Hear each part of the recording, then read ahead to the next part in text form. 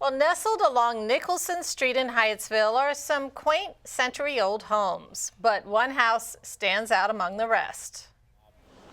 And some of these are mostly lamp parts that are from something else to make it all look like maybe uh, something you would have used in astronomy in the 19th century or something. His house and cars are an amalgam of things that remind you of castles and mansions, but rather than using fine art to create them, Clarke Bedford has been collecting odds and ends for the last 10 years and turning them into a work of art.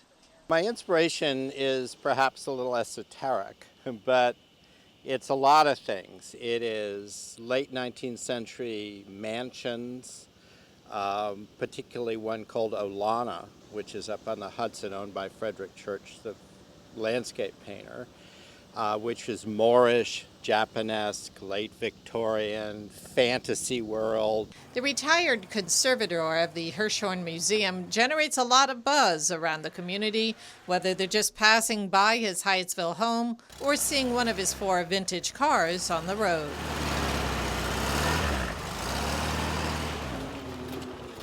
He calls this vehicle Vanadu, a pun on Xanadu, which was a castle in a famous poem and movie. I've always liked stuff. I've always liked antiques, or what sort of semi-antiques, found objects, junk if you want, flea markets, estate sales, all that stuff. So I've always had a lot of it.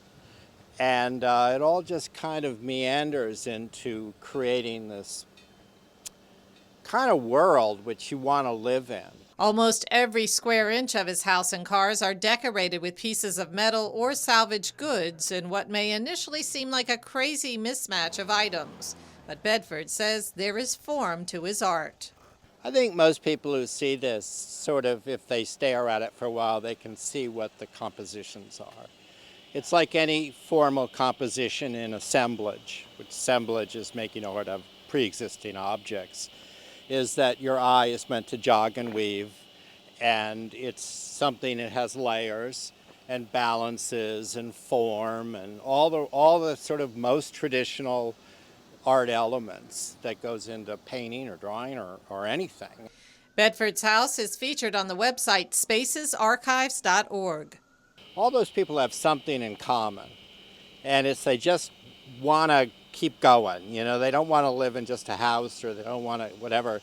Some of them are enormous, and they're all over the world, and it's a particular kind of desire, apparently.